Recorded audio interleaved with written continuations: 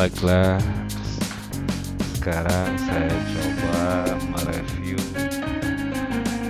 buku polisi dan prosedur buku panduan proyek akhir tahun Diploma Sistem Maklumat Perniagaan edisi kedua. Buku ini dari Politeknik Nilai Malaysia.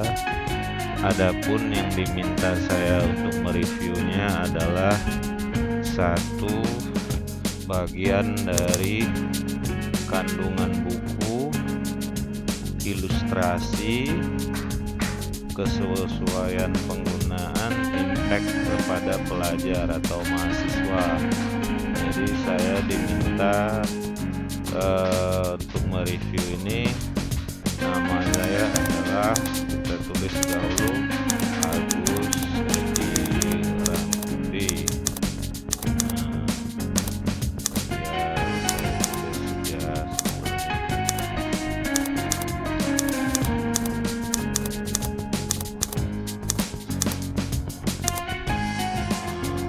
Ulasan, inilah yang diminta saya. Ada 4. Yang pertama mengenai kandungan buku, ilustrasi, kesesuaian pengguna, impact kepada pelajar. Jadi saya coba dahulu membukanya dan melihatnya secara cermat.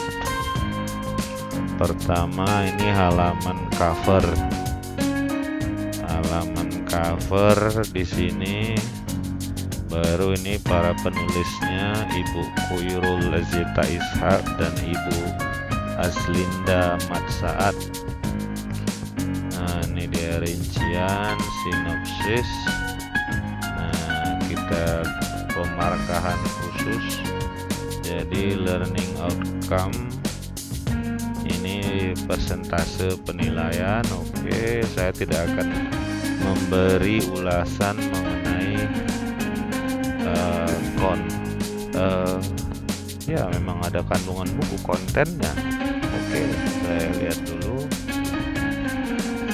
Nah, ini dia tanggung jawab penyelia, tanggung jawab pelajar. Oke, kandungan.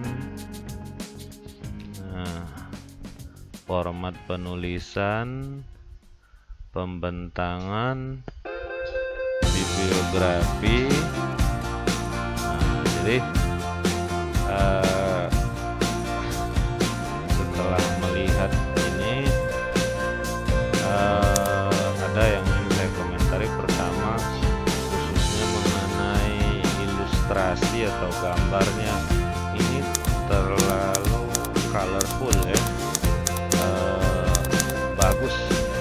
Bagus memang, tetapi sedikit mengganggu pada kita membacanya. Jadi coba supaya terlalu banyak jenis warnanya ini kalau saya lihat. Oke, itu saja untuk ilustrasi. Kemudian nanti kandungan buku, baru kesesuaian penggunaan, impact kepada pelajar. Kita coba.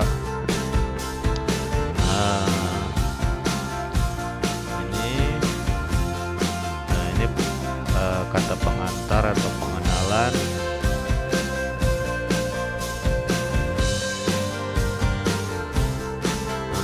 belas minggu untuk final year project.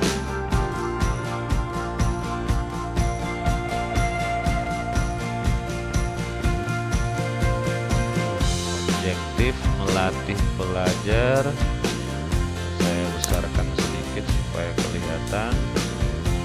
Telah dipelajari, memberikan pendedahan dan pengalaman untuk mengenal pasti masalah dan menyelesaikannya. Memperkenalkan pelajar dengan kaedah dari prosedur kajian, pengumpulan data dan maklumat. Prosedur pelaksanaan, jumlah jam kredit. Wah, ini 14 12 minggu. Penyelia atau pembimbing. Setiap proyek diselia dan dipantau oleh seorang tenaga pengajar. Berjalan lancar. Setiap pelajar, oke. Ini bagannya mula melaksanakan final year project.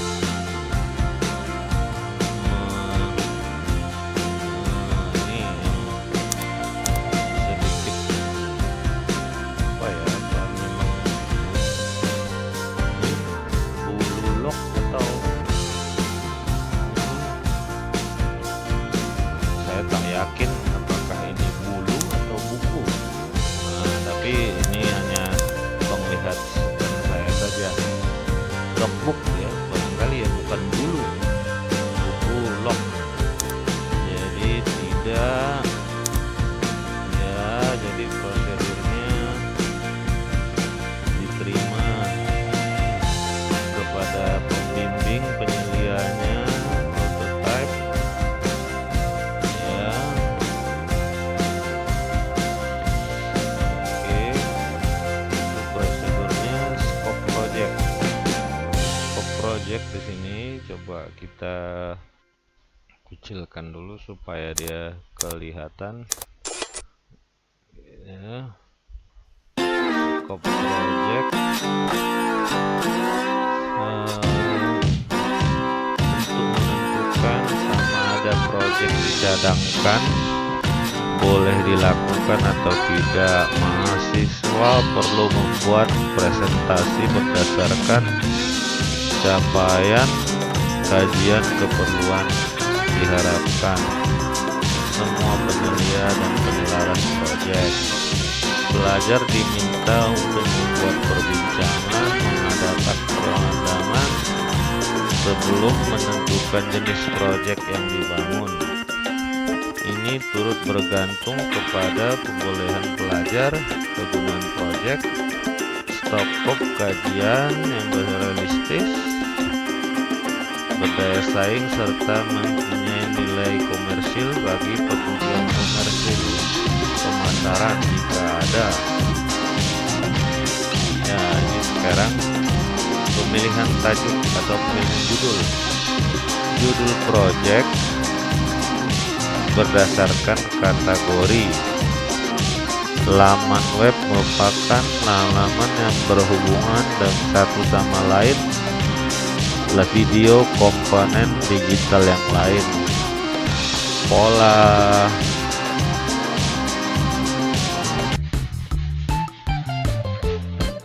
jadi kita lihat website yang interaktif.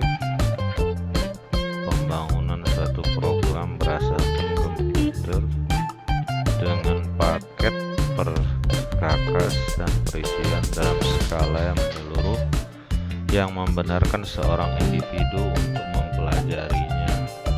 Asas peringkat dalam pembelajaran berdasarkan multimedia untuk membaik kaidah menyampaikan kurikulum.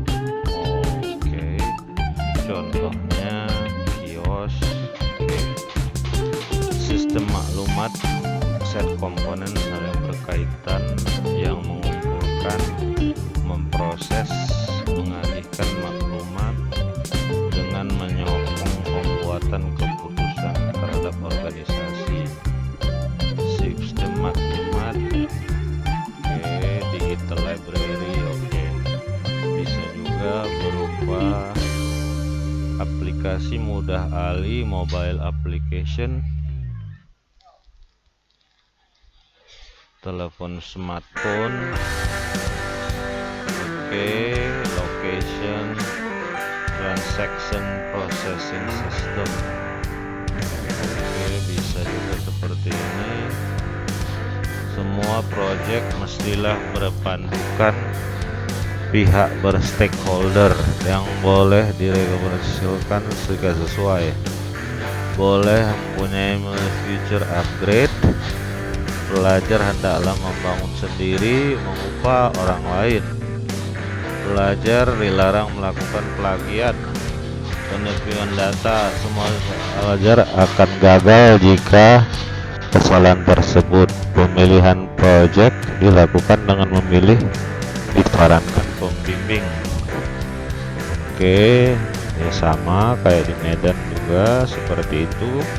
Kajian keperluan, objektif kajian keperluan, sistem laman web interaktif, pelaksanaan prosedur sistematis, kaedahnya brainstorming, kajian keperluan, analisis data dengan mengadakan ya oke. Di sini juga kajian keperluan dengan Google Form. Oke, boleh berupa kuesioner ya. Oke, diperoleh di analisis ya, seminar. Kertas atau proposal. Di sini nilainya 10%. Kajian keperluan mengadakan pembentangan di hadapan semua pembimbing. Orang diisi diserahkan di antar minggu ketiga. Kertas cadangan pastikan kesesuaian, bentangkan, memupuk komitmen. Kertas cadangan terdiri dari halaman muka hadapan atau sampul, isi kandungan, pengenalan latar belakang, pernyataan masalah, objektif, perbelanjaan proyek, skop, jadwal proyek, dan kesimpulan. Panduan kertas cadangan ini masih dalam tahap proposal ya. Oke. Pembentangan 10-15 menit ya, jadi ada kumpulan. Berarti ini penelitian terdahulu, namanya tajuk ahli kumpulan, pengenalan latar belakang masalah, objektif project. Nah ini dia. Oke, ini logbook. Nah berarti yang di atas tadi salah, logbook, buku log. Setiap pelajar atau kelompok diwajibkan merekod aktivitas pembangunan dan di dalam logbook lampiran 2 ada record activity project lengkap dan teratur. Menjadi rujukan pembimbing memastikan kelancaran proyek, juga menjadi bukti berapa kali bimbingan ya sama. Secara bercetak laman weblog yang berkesesuaian dan mempunyai kriteria. Bidang tugas dinyatakan dengan jelas di muka hadapan. Setiap tugas perlu disertakan dengan bukti ya. Kriteria, tarikh, activity, masalah, tanda tangan, markah. Oh, langsung dikasih nilai setiap kali bimbingan mahasiswanya. Oh, oke. Jadi dikasih oke. Laporan akhir. Penyedia mendokumentasikan proses pembangunan proyek secara sistematis dan padat, memudahkan pandu pensyarah untuk menilai proses. Panduan proyek penyediaan laporan akhir, kertas cadangan perlu hal berikut. Oke, ini tadi dia. Oke, udah tadi. Ini oke. Ini terlalu banyak kandungannya, terlalu repeating, berulang-ulang. Kalau saya lihat sudah tadi itu saja sudah 3 kali yang ini hal seperti ini tadi udah 3 kali berulang. Jadi ini sekedar saran saja, terlalu banyak hal yang berulang-ulang. Format penulisan ukuran kertas A4, bahasa boleh bahasa Malaysia, boleh bahasa Inggris, halaman muka. Oke, technical. Oke, margin atau kiri atas bawah. Oke, font 12, subtajuk. Oke, abstrak, abstrak sinopsis. Maklumat penting untuk patah perkataan tidak melebihi 200 patah. Oh, 200 kata maksudnya. Format italic, size 11, justified, spasi 1, margin 2,8. Oh, kalau saran, ini sekedar saran saya, saran saja ya Bu. Ini kalau 200, kita limit batasi 200 kata, terlalu mungkin ada yang lebih. Jadi kalau sekedar saran saya, ini abstrak ya, at least lah ya, maksimal itu dia 250 kata atau patah. Saran ya untuk penulisan abstrak, atau saya tulis di mana ya, saya tulis di sini dia, saya tulis abstrak maksimal 250 kata. Ini sekedar saran saya, atau kata, bahasa Indonesianya kata. Oke, kita lihat lagi. Kata kunci, kenapa tunggu dulu, kenapa saya katakan 200? Karena terkadang kalau kita batasi 200 dia terlalu sedikit, apalagi yang kita hadapi adalah mahasiswa diploma. Kadang-kadang mereka kesulitan dalam meringkas. Pengalaman saya ya di Medan, tetap saja panjang kalimatnya. Jadi kalau 200 masih kurang menurut saya ya. Ini hanya sekedar saran saya saja. Kata kunci terdiri dari 3, maksimal 5, bold, size 11, lampiran, oke, gambar, grafik, rujukan, hendaklah abjad. Ini tentu format sitasi, pengutipan ya, oke. Database, sitasi ya,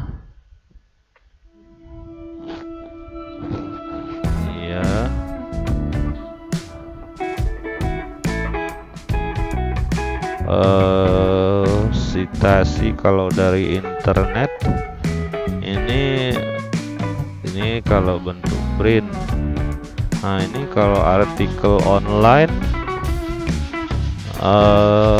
ya, ya oke. Ini ya betul sama. Selanjutnya kalau dia jurnal print,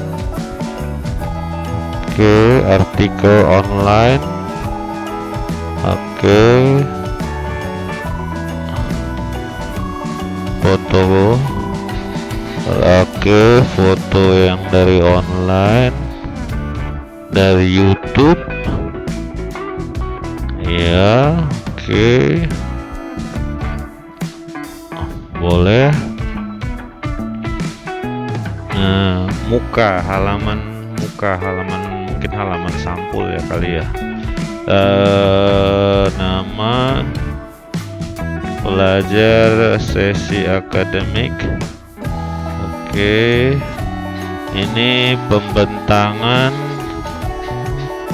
Ini dia, ini juga tadi sudah ada, berulang lagi.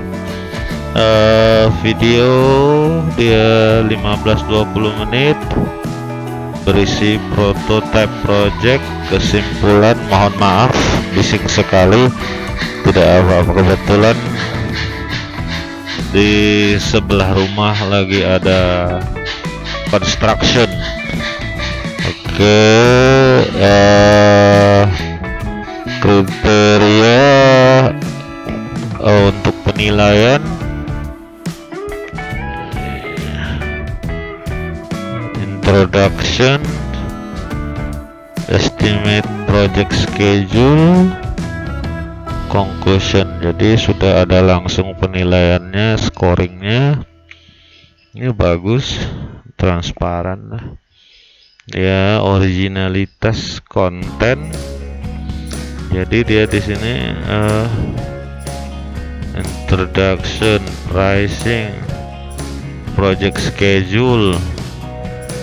Ini biaya udah ada, timeline udah ada, kesimpulan, pendahuluan, penyelesaian, originality, keaslian. Nah, jadi ini bagus ya, bagus. Baru penggunaan bahasa, format penulisan. Ya, oke, ini tanya jawab. Nah, progress report, rubrik, leadership, wow, teamwork, effort, attendance, commitment, log writing. Jadi di sini ada penilaian. Kalau di Medan tidak ada untuk yang ini.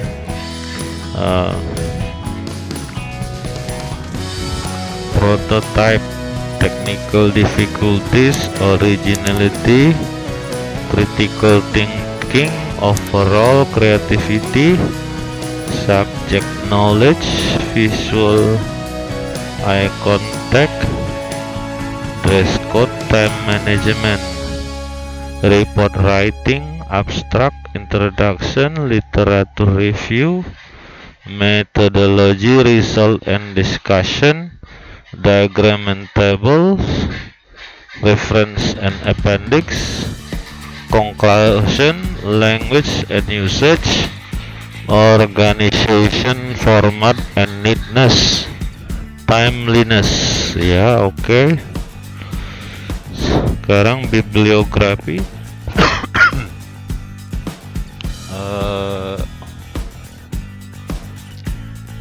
Ini juga tadi sudah ada, mungkin ini contohnya ya. Tadi sudah ada contoh penulisan. Lampiran,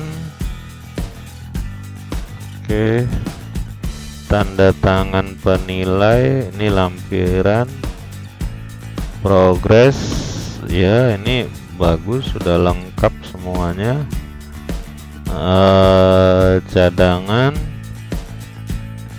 latar belakang, pernyataan masalah, objektif project, perbelanjaan, jadwal, rujukan, lampiran, oke. Subtajuk, metodologi, kesimpulan. Oke. Nah, supaya sebagai menambah, jadi kalau untuk kesesuaian pengguna for kesesuaian pengguna for the final project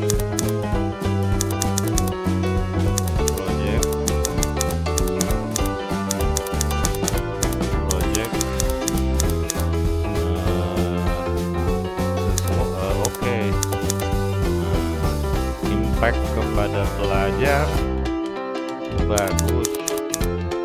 eh, eh, tetapi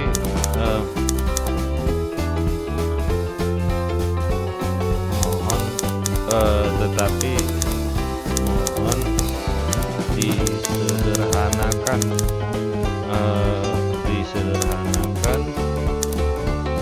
tidak berulang-ulang. Oke, impactnya tanda tangan saya adalah saya tanda tangani. Ini saya tanda tangan. Ini saya tanda tangan.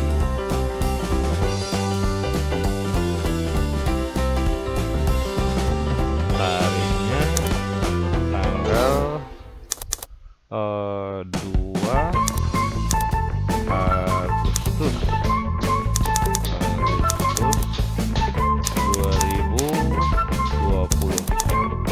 Nah, sekedar supaya tambahan saja, saya akan mencoba menunjukkan yang kami punya di jurusan ya. Jadi nah ini penulisan, kalau kami punya sederhana sekali, tidak ada colorful atau apa, cukup seperti ini saja. Tugas akhir untuk diplomatri dan skripsi. Jadi ada 2 jenis, dimana terdiri dari ada 3 bagian, yaitu bagian awal. Di sini dia,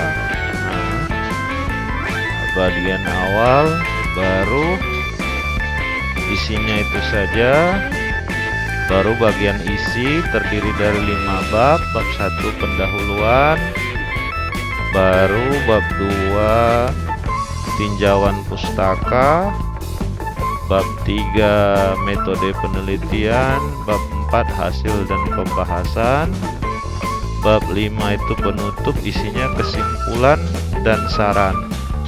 Nah ya, itu saja. Dan jadi ada 3 bagian. Bagian pertama tadi pendahuluan, bagian kedua isi, bagian ketiga adalah bagian akhir, yaitu terdiri dari daftar pustaka ataupun lampiran.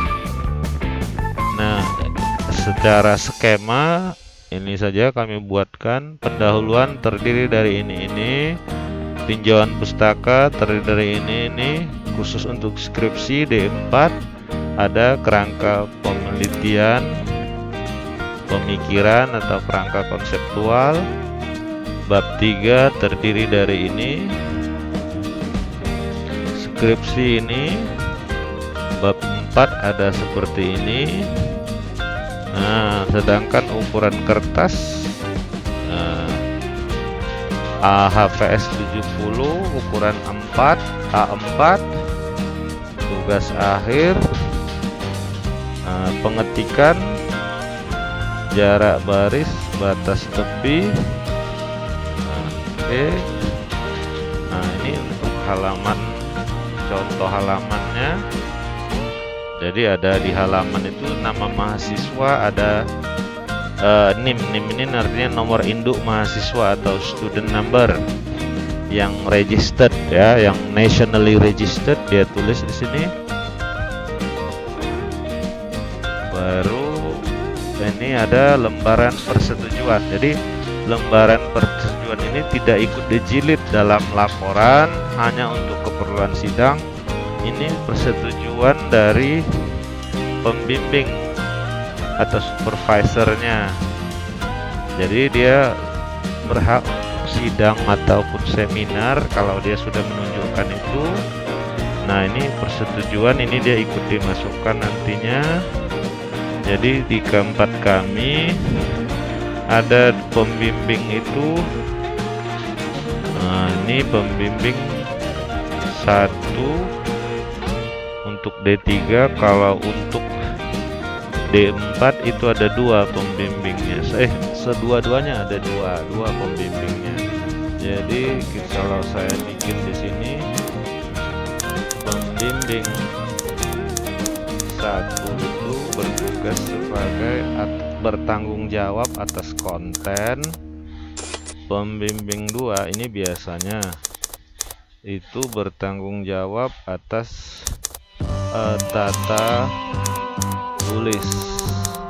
Jadi dia pengetikannya bagaimana atau makan. Jadi biasanya ini kalau tata tulis ini kami berikan pembimbing 2 ini biasanya untuk dosen ataupun lecture with language background, for example bahasa Indonesia or English. Jadi mereka diberi kesempatan sebagai pembimbing 2.